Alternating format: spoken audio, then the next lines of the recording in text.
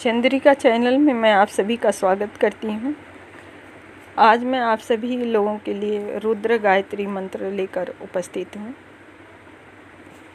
ये हमें मृत्यु तुल्य कष्ट से निकालता है एवं जीवन के सभी क्षेत्रों में, सभी परेशानियों में हमें लाभ पहुँचाता है।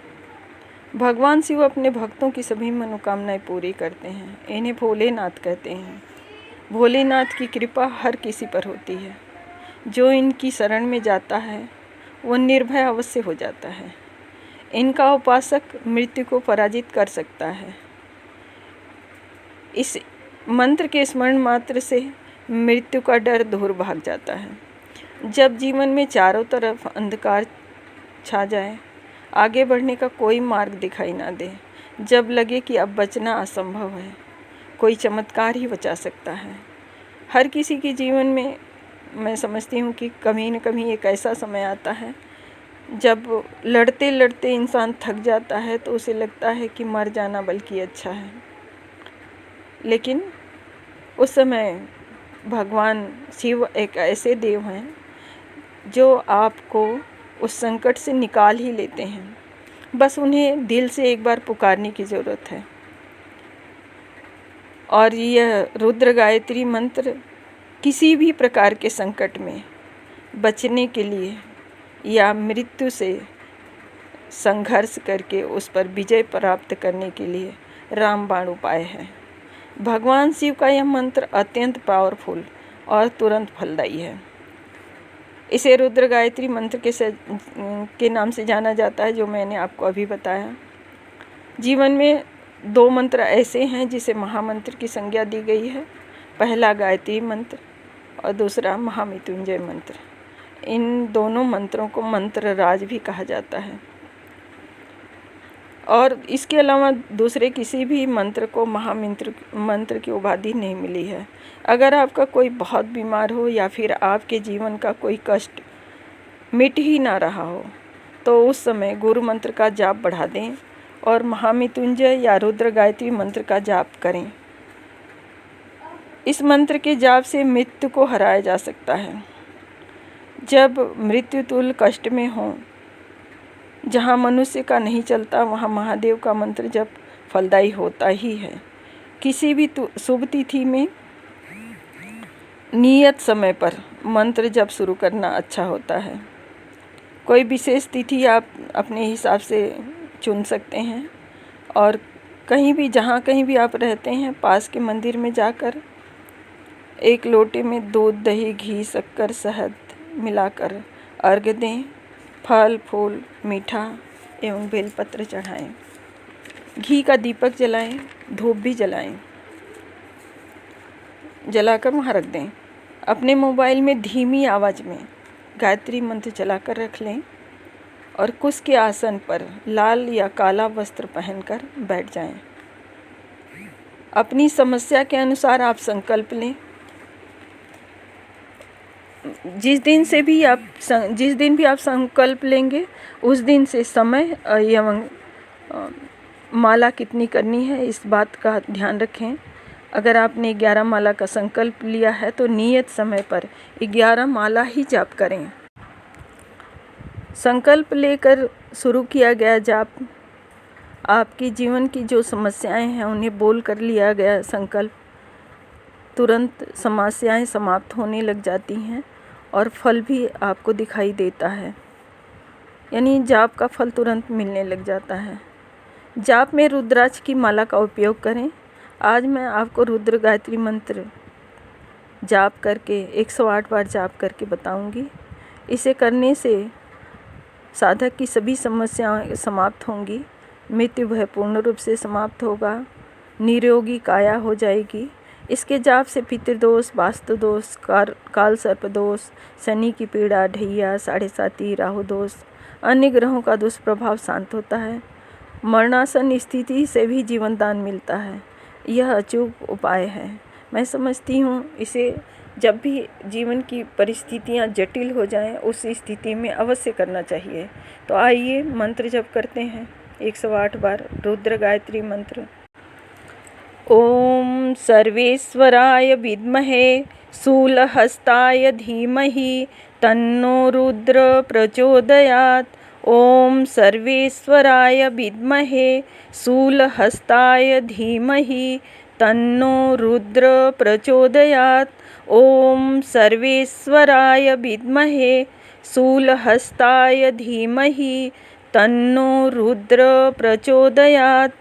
ॐ सर्वेश्वराय विद्महे शूलहस्ताय धीमहि तन्नो रुद्र प्रचोदयात्। ॐ सर्वेश्वराय विद्महे शूलहस्ताय धीमहि तन्नो रुद्र प्रचोदयात्।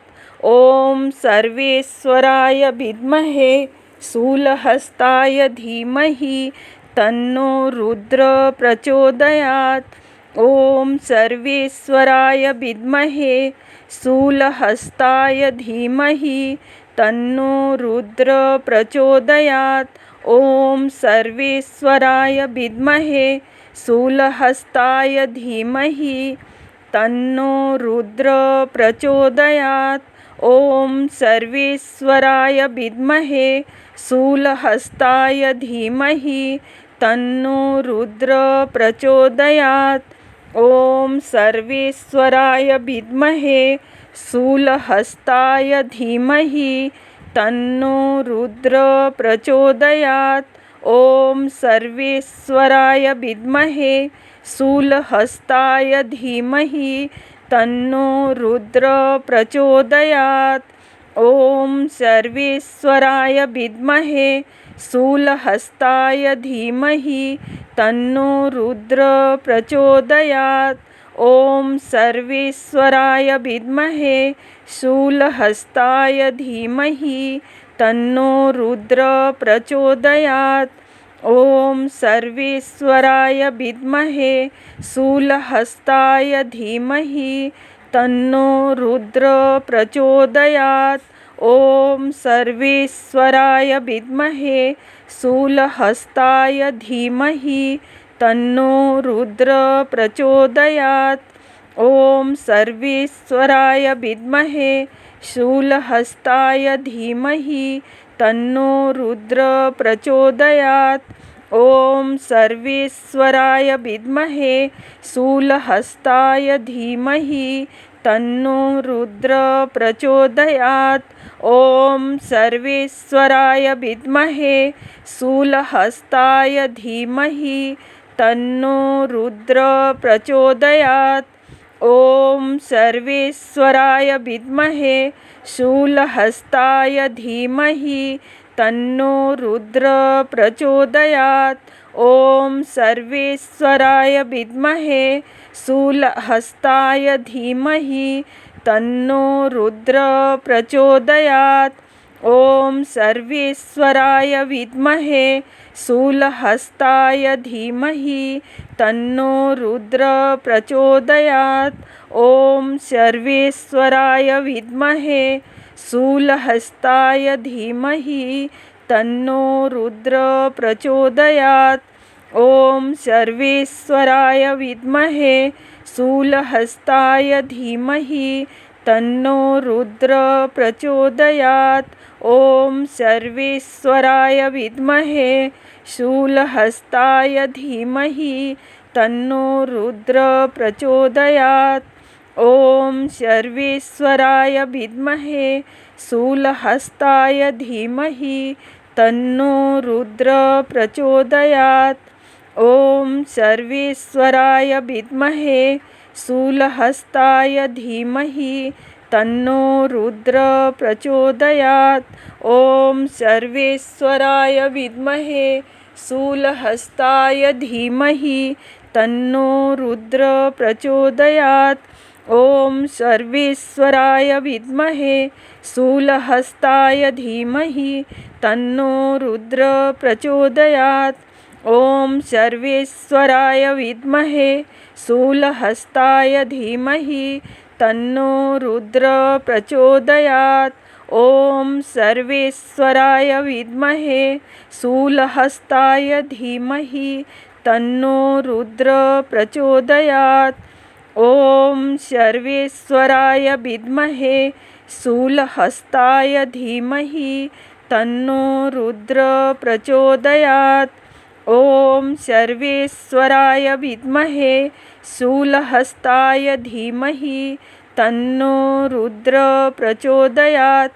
ॐ सर्वेश्वराय विद्महे शूलहस्ताय धीमहि तन्नो रुद्र प्रचोदयात्। ॐ सर्वेश्वराय विद्महे शूलहस्ताय धीमहि तन्नो रुद्र प्रचोदयात्। ॐ सर्वेश्वराय विद्महे शूलहस्ताय धीमहि तन्नो रुद्र प्रचोदयात्। ॐ सर्वेश्वराय विद्महे शूलहस्ताय धीमहि तन्नो रुद्र प्रचोदयात्।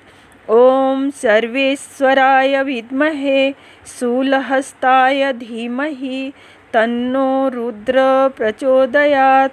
ॐ सर्वेश्वराय विद्महे शूलहस्ताय धीमहि तन्नो रुद्र प्रचोदयात्। ॐ सर्वेश्वराय विद्महे शूलहस्ताय धीमहि तन्नो रुद्र प्रचोदयात्। ॐ सर्वेश्वराय विद्महे शूलहस्ताय धीमहि तन्नो रुद्र प्रचोदयात्। ॐ सर्वेश्वराय विद्महे शूलहस्ताय धीमहि तन्नो रुद्र प्रचोदयात्। ॐ सर्वेश्वराय विद्महे शूलहस्ताय धीमहि तन्नो रुद्र प्रचोदयात्। ॐ सर्वेश्वराय विद्महे शूलहस्ताय धीमहि तन्नो रुद्र प्रचोदयात्। ॐ सर्वेश्वराय विद्महे शूलहस्ताय धीमहि तन्नो रुद्र प्रचोदयात्। ॐ सर्वेश्वराय विद्महे शूलहस्ताय धीमहि तन्नो रुद्र प्रचोदयात्। ॐ सर्वेश्वराय विद्महे शूलहस्ताय धीमहि तन्नो रुद्र प्रचोदयात्। ॐ सर्वेश्वराय विद्महे शूलहस्ताय धीमहि तन्नो रुद्र प्रचोदयात्। ॐ सर्वेश्वराय विद्महे शूलहस्ताय धीमहि तन्नो रुद्र प्रचोदयात्। ॐ सर्वेश्वराय विद्महे शूलहस्ताय धीमहि तन्नो रुद्र प्रचोदयात्। ॐ सर्वेश्वराय विद्महे शूलहस्ताय धीमहि तन्नो रुद्र प्रचोदयात्। ॐ सर्वेश्वराय विद्महे शूलहस्ताय धीमहि तन्नो रुद्र प्रचोदयात्। ॐ सर्वेश्वराय विद्महे शूलहस्ताय धीमहि तन्नो रुद्र प्रचोदयात्। ॐ सर्वेश्वराय विद्महे शूलहस्ताय धीमहि तन्नो रुद्र प्रचोदयात्। ॐ सर्वेश्वराय विद्महे शूलहस्ताय धीमहि तन्नो रुद्र प्रचोदयात्। ॐ सर्वेश्वराय विद्महे शूलहस्ताय धीमहि तन्नो रुद्र प्रचोदयात्। ॐ सर्वेश्वराय विद्महे शूलहस्ताय धीमहि तन्नो रुद्र प्रचोदयात्। ॐ सर्वेश्वराय विद्महे शूलहस्ताय धीमहि तन्नो रुद्र प्रचोदयात्। ॐ सर्वेश्वराय विद्महे शूलहस्ताय धीमहि तन्नो रुद्र प्रचोदयात्। ॐ सर्वेश्वराय विद्महे शूलहस्ताय धीमहि तन्नो रुद्र प्रचोदयात्। ॐ सर्वेश्वराय विद्महे शूलहस्ताय धीमहि तन्नो रुद्र प्रचोदयात्। ॐ सर्वेश्वराय विद्महे शूलहस्ताय धीमहि तन्नो रुद्र प्रचोदयात्। ॐ सर्वेश्वराय विद्महे शूलहस्ताय धीमहि तन्नो रुद्र प्रचोदयात्। ॐ सर्वेश्वराय विद्महे शूलहस्ताय धीमहि तन्नो रुद्र प्रचोदयात्। ओम सर्वेश्वराय विद्महे शूलहस्ताय धीमहि तन्नो रुद्र प्रचोदयात्। ओम सर्वेश्वराय विद्महे शूलहस्ताय धीमहि तन्नो रुद्र प्रचोदयात्। ओम सर्वेश्वराय विद्महे शूलहस्ताय धीमहि तन्नो रुद्र प्रचोदयात्। ओम सर्वेश्वराय विद्महे शूलहस्ताय धीमहि तन्नो रुद्र प्रचोदयात्। ओम सर्वेश्वराय विद्महे शूलहस्ताय धीमहि तन्नो रुद्र प्रचोदयात्। ओम सर्वेश्वराय विद्महे शूलहस्ताय धीमहि तन्नो रुद्र प्रचोदयात्। ओम सर्वेश्वराय विद्महे शूलहस्ताय धीमहि तन्नो रुद्र प्रचोदयात्। ओम सर्वेश्वराय विद्महे शूलहस्ताय धीमहि तन्नो रुद्र प्रचोदयात्। ओम सर्वेश्वराय विद्महे शूलहस्ताय धीमहि तन्नो रुद्र प्रचोदयात्। ओम सर्वेश्वराय विद्महे शूलहस्ताय धीमहि तन्नो रुद्र प्रचोदयात्। ओम सर्वेश्वराय विद्महे शूलहस्ताय धीमहि तन्नो रुद्र प्रचोदयात्। ओम सर्वेश्वराय विद्महे शूलहस्ताय धीमहि तन्नो रुद्र प्रचोदयात्। ओम सर्वेश्वराय विद्महे शूलहस्ताय धीमहि तन्नो रुद्र प्रचोदयात्। ओम सर्वेश्वराय विद्महे शूलहस्ताय धीमहि तन्नो रुद्र प्रचोदयात्। ओम सर्वेश्वराय विद्महे शूलहस्ताय धीमहि तन्नो रुद्र प्रचोदयात्। ओम सर्वेश्वराय विद्महे शूलहस्ताय धीमहि तन्नो रुद्र प्रचोदयात्। ओम सर्वेश्वराय विद्महे शूलहस्ताय धीमहि तन्नो रुद्र प्रचोदयात्। ओम सर्वेश्वराय विद्महे शूलहस्ताय धीमहि तन्नो रुद्र प्रचोदयात्। ओम सर्वेश्वराय विद्महे शूलहस्ताय धीमहि तन्नो रुद्र प्रचोदयात्। ओम सर्वेश्वराय विद्महे शूलहस्ताय धीमहि तन्नो रुद्र प्रचोदयात्। ओम सर्वेश्वराय विद्महे शूलहस्ताय धीमहि तन्नो रुद्र प्रचोदयात्। ओम सर्वेश्वराय विद्महे शूलहस्ताय धीमहि तन्नो रुद्र प्रचोदयात्। ओम सर्वेश्वराय विद्महे शूलहस्ताय धीमहि तन्नो रुद्र प्रचोदयात्। ओम सर्वेश्वराय विद्महे शूलहस्ताय धीमहि तन्नो रुद्र प्रचोदयात्। ओम सर्वेश्वराय विद्महे शूलहस्ताय धीमहि तन्नो रुद्र प्रचोदयात्। ओम सर्वेश्वराय विद्महे शूलहस्ताय धीमहि तन्नो रुद्र प्रचोदयात्। ओम सर्वेश्वराय विद्महे शूलहस्ताय धीमहि तन्नो रुद्र प्रचोदयात्। ओम सर्वेश्वराय विद्महे शूलहस्ताय धीमहि तन्नो रुद्र प्रचोदयात्। ओम सर्वेश्वराय विद्महे शूलहस्ताय धीमहि तन्नो रुद्र प्रचोदयात्। ओम सर्वेश्वराय विद्महे शूलहस्ताय धीमहि तन्नो रुद्र प्रचोदयात्। ओम सर्वेश्वराय विद्महे शूलहस्ताय धीमहि तन्नो रुद्र प्रचोदयात्। ओम सर्वेश्वराय विद्महे शूलहस्ताय धीमहि तन्नो रुद्र प्रचोदयात्। ओम सर्वेश्वराय विद्महे शूलहस्ताय धीमहि तन्नो रुद्र प्रचोदयात्। ओम सर्वेश्वराय विद्महे शूलहस्ताय धीमहि तन्नो रुद्र प्रचोदयात्।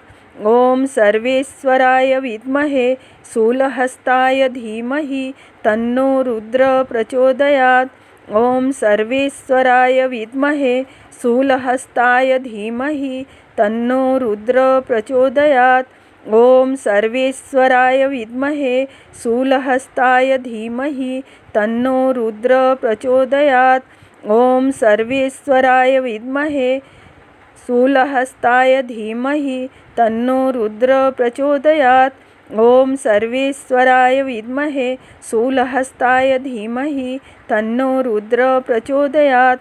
ओम सर्वेश्वराय विद्महे शूलहस्ताय धीमहि तन्नो रुद्र प्रचोदयात्। ओम सर्वेश्वराय विद्महे शूलहस्ताय धीमहि तन्नो रुद्र प्रचोदयात्। ओम सर्वेश्वराय विद्महे शूलहस्ताय धीमहि तन्नो रुद्र प्रचोदयात्। ओम सर्वेश्वराय विद्महे शूलहस्ताय धीमहि तन्नो रुद्र प्रचोदयात्। ओम सर्वेश्वराय विद्महे शूलहस्ताय धीमहि तन्नो रुद्र प्रचोदयात्।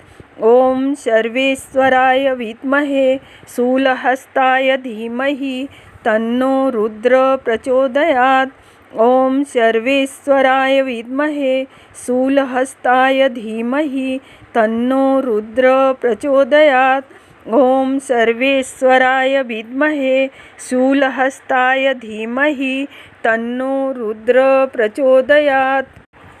भगवान शिव के हाथ में त्रिशूल है और वे अपने भक्त के जीवन के सारे शूल, सारे कष्ट समाप्त कर देते हैं, मृत्यु भय भी समाप्त कर देते हैं। इसलिए आप प्रार्थना करें कि हे भगवान शिव, आप मेरे जीवन की सभी समस्याओं से मुक्ति दें, पूर्ण सुरक्षा प्रदान करें, सन्मार्ग प्रदान करें, सद्बुद्धि प्रदान करें एवं सुख समृद्धि प्रदान करें। आप भगवान से प्रार्थना करें कि हे भगवान, मैं आपकी शरण में हूँ, मेरे सभी बिगड़े काम बना दें, मुझ पर अपनी कृपा सदा बनाए रखें। आप इस मंत्र का जाप स्वयं कर सकते हैं, जैसा मैंने कहा है वैसा कर सकते हैं, अच्छी बात है। अन्यथा किसी भी ब्राह्मण से जो इस तरह के प्रयोग करते हैं उनसे करवा लें, या फिर दिन में कई बार आप चाहें तो इस मंत्र को अपने मोबाइल में चला कर रख सकते हैं। इससे भी आपको लाभ मिलेगा ही मिलेगा। मंत्र की शक्ति जब मंत्र का वाइब्रेशन हवा में चारों तरफ वातावरण में फैलता है तो अपने आप हमारे जीवन की नेगेटिविटी यानी जो हमारी समस्याएं हैं उससे समाधान मिलने लगता है। विश्वास करें या ना करें, हर मंत्र अपना प्रभाव जीवन में दिखाता ही है और मंत्र के द्वारा शुभ फलों की ही प्राप्ति होती ही है। ये बात और है कि कुछ मंत्रों का प्रभाव नकारात्मक रूप से करते हैं, उन्हें वैसा फल मिलता है। बात हमारे प्रयोग और सोच की है, इसलिए बात यहीं समाप्त करती हूँ। आगे के वीडियो में अगली बात करेंगे। हर हर महादेव, जय जय शिव शंकर।